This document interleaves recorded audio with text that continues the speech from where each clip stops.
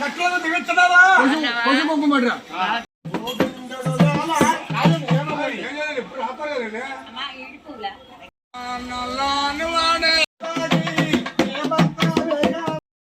సరే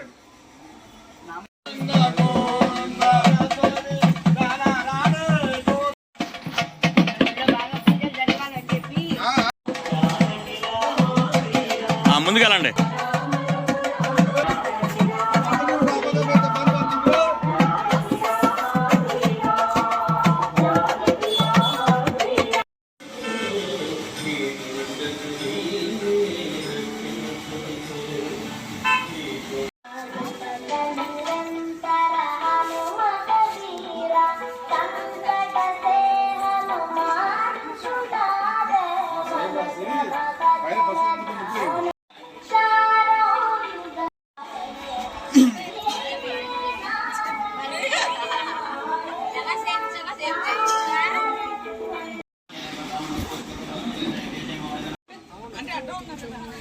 వాళ్ళ రోమోని వచ్చారా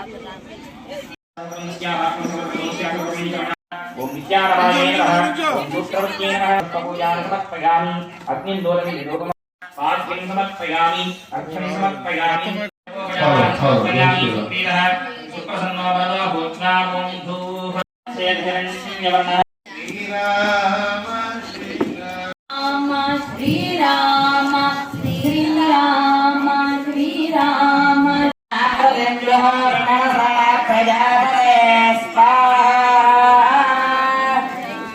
राजा रामचंद्र महाराज की जय, सीता माई की जय, पवन सुत हनुमान की जय। ओम अग्निर्भक्तक स्वाहा वेदभक्तक स्वाहा देवभक्तक स्वाहा भक्तक स्वाहा ओम श्रीमन्त्रवां सरस्वतीभक्तक स्वाहा अग्निर्जीर्णक स्वाहा वेदजीर्णक स्वाहा ज्योतिर्जीर्णक स्वाहा पृथ्वीजीर्णक स्वाहा ओषधिवनस्पतिन्द्रवां सरस्वतीभक्तिन्यापृथ्वीशस्यशालिनी ईशोऽयं शोभरहितं ब्राह्मणाः सन्तु निर्भया చేయవలసిందే.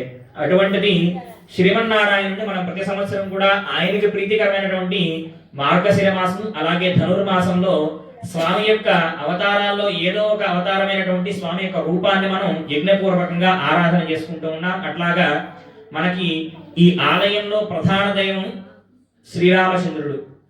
మనం అదృష్టం కొద్దీ ఈ రోజు స్వామి యొక్క జన్మ నక్షత్రం పునర్వసు నక్షత్రం, రాముడి యొక్క జన్మ నక్షత్రం. స్వయంగా శ్రీరాముడి యొక్క ప్రధాన హోమాన్ని మనం ఈ రోజు చేసుకోబోతూ ఉన్నాం. ఇప్పటి వరకు ఎన్నో రకాలైనటువంటి రూపాల్లో ఉన్నటువంటి నారాయణుని అర్చన చేశాం, కానీ ఇక్కడ ప్రధానమైనటువంటి దేవం శ్రీరాముడి యొక్క హోమాన్ని ఈ రోజు మనం అందరం కూడా యజ్ఞ రూపంగా చేసుకోబోతూ ఉన్నాం. మనం ప్రధానంగా స్వామి యొక్క హోమం చేయడానికి గాను స్వామి సేనాధిపతి అయినటువంటి విశ్వక్సేనుడి యొక్క అనుగ్రహం కోసం విశ్వక్సేన ఆరాధన చేసుకున్నాం. తర్వాత తెచ్చినటువంటి సంభారము అలాగే వచ్చేటువంటి భక్తులు అందరూ కూడా శుచిగా ఉండేందుకు స్థాన శుద్ధి కోసం పుణ్యాహవాచన కార్యక్రమాన్ని ఇప్పుడు మనం పూర్తి చేసుకున్నాం. తర్వాత స్వామిని మనం అక్కడ వేంచేంప చేసుకుని యజ్ఞ భగవాను అందులోకి ఆ హోమగుండంలోకి ఆహ్వానించి ఆయనకి చేసినటువంటి ఉపచారాలన్నీ కూడా యజ్ఞ పురుషుడికి చేసి శ్రీరామ యజ్ఞాన్ని మనం ప్రారంభం చేసుకోబోతూ ఉన్నాం. ఎంత యజ్ఞం చేసినప్పటికీ ఎంతటి బృహత్తమైనటువంటి కార్యం చేసినప్పటికీ కూడా మనశ్చాంచల్యం బుద్ధి ఇక్కడ లేకపోతే త్రికరణ శుద్ధిగా ఏ కార్యం చేయకపోయినా కానీ ఎంతటి కార్యమైనా అది నిష్ఫలం. మనం చిన్న పూజ చేసుకున్నా, ఇంట్లో దీపారాధన చేసుకున్నా కానీ మన ధ్యాస అక్కడ ఉండి త్రికరణ శుద్ధిగా చేసుకుంటే దాని ఫలితాన్ని మనం పొందగలుగుతాం. ఇంతటి బృహత్తరకరమైనటువంటి కార్యంలో ఈనాడు మనం ఇక్కడ ఉండి కూడా మన ధ్యాస ఇక్కడ లేదనుకోండి, ఎంత కార్యం చేసినా కానీ నిష్ఫలం. కాబట్టి ఆ ఫలితం పొందాలంటే మనం త్రికరణ శుద్ధిగా స్వామి నామాన్ని మనస్సులో జపం చేసుకుంటూ ఉండాలి. మనం కలియుగంలో ఉన్నాం. ఈ కలియుగ ధర్మం ఏమిటయ్యా అంటే భగవంతుని ఏ విధంగా ఆరాధన చేయమని చెప్పారు? కలౌ స్మరణాన్ ముక్తి. ఈ కలియుగంలో ముక్తి పొందాలంటే స్వామి యొక్క నామాన్ని మనం మననం చేస్తూ ఉండాలి మనస్సులో. ఆ విధంగా స్వామి నామాన్ని మననం చేస్తే దాని యొక్క ఫలితాన్ని మనం పొందగలుగుతాం. ఆగారం చేసేస్తావా?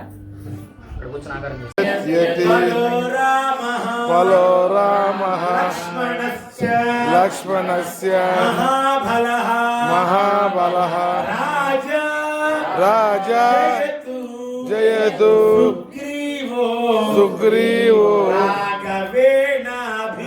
రాఘవేనాభి పాలితః పాలితః. దీనికి జయశ్లోకం అని పేరు.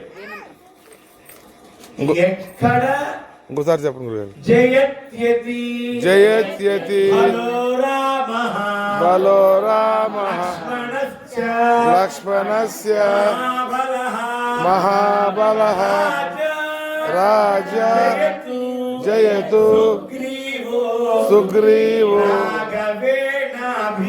రాఘవేనాభి పాలితః.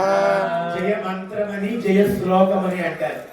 ఇక మనం ఓడిపోతున్నాము, మన చేతుల్లో ఏమీ లేదు, కానీ మనం ధర్మబద్ధంగా పోరాడుతున్నాం. ఓడిపోయే పరిస్థితి వచ్చినప్పుడు ఈ శ్లోకాన్ని కనుక నువ్వు రోజు పారాయణలో పెట్టుకుంటే నిన్ను ఎదిరించేవాడే ఉన్నాడు. ఉదాహరణ చెప్తా మీకు. నేనే మొన్న మనం దీపావళి తెల్లారి ఏం చేశారు, సాయంత్రం అందరూ వచ్చారు, మీరు బృందావనోత్సవం చేశాం కదా. ఉదయం పూట ఎలా ఉంది వాతావరణం? చిమ్మ చీకటి, తుఫాను వాతావరణం. అందరూ భయపెట్టేశారు మమ్మల్ని. ఏమిటి ప్రోగ్రామ్ క్యాన్సిల్, పోస్ట్ పోన్ చేయండి అని ఫోన్ల మీద ఫోన్లు. అప్పుడు ఈ శ్లోకంతోనే 108 సార్లు పారాయణ చేశాం. ప్రాంగణానికి వెళ్ళి అక్కడ ఒక 108 సార్లు పారాయణ చేశాం. సజావుగా కార్యక్రమం సాగి. ఎందుకని అది మన చేతుల్లో ఉన్నది కాదు, భగవంతుడి చేతుల్లో ఉన్నటువంటిది. ఆయన ప్రార్థిస్తే అదే ముందుకు సాగుతుంది, స్వార్థం లేకుండా చేయాలి. కాబట్టి ఈ శ్లోకాన్ని జయం కోసం, ఏదైనా పని చేస్తుంటే ఆ పనిలో విజయవంతం అవడం కోసం ఈ శ్లోకాన్ని మీరు చక్కగా నేర్చుకుని పారాయణ చేయొచ్చు. ఇంకో శ్లోకంలో ఇంకొకసారి మళ్ళీ ఇందాక చెప్తే మళ్ళీ ఇంకో 2 హోమం ప్రారంభం అవుతుంటుంది. హోమంలో మన వాళ్ళు రామనామాన్ని చెప్తుంటారు, నేను ఈ శ్లోకంతో సర్దుదాట్లో వేస్తూ ఉంటాను అన్నమాట.